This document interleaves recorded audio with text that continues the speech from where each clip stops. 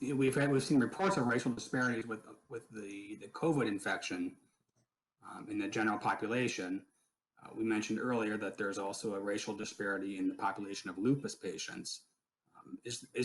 Are you seeing a correlation between those two disparities? Are there similarities?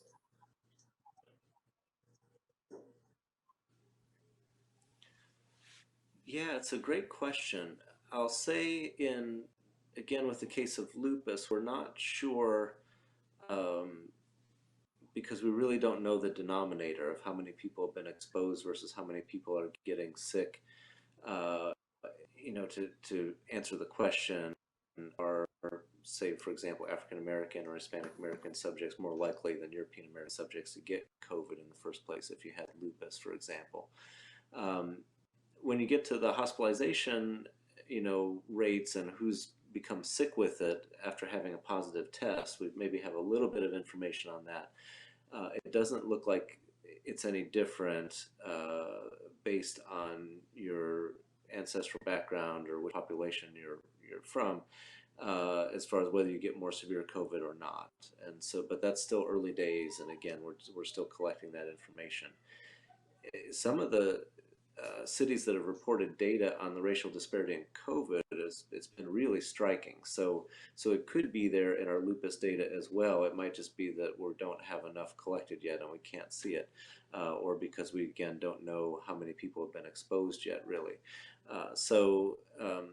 It's striking. The thing that it makes me think of that's I think probably similar between lupus and the way that COVID hits different populations differently is that we think that these differences probably arise from differences in our immune system.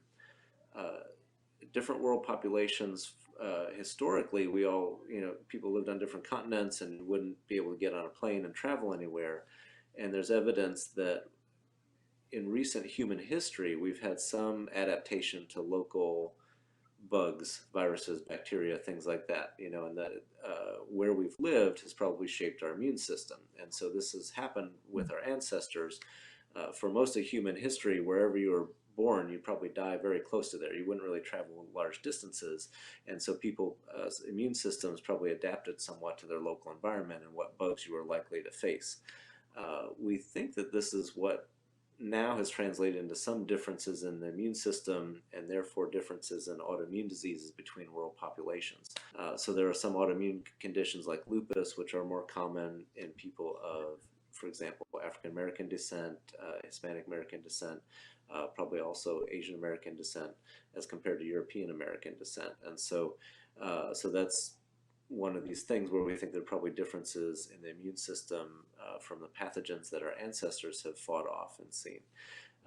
There are some autoimmune conditions that are more common in European ancestry, for example. So it's not necessarily that one population is more autoimmune than another, but sort of the different types of autoimmune conditions vary between populations. So it makes me wonder if this might be similar with COVID. There may be some world populations that maybe have an immune system that's better or worse set up to respond to this, and we might be seeing this in the data. I know, again, even for the COVID data, it seems like early days because not everywhere is reporting their data broken down by population.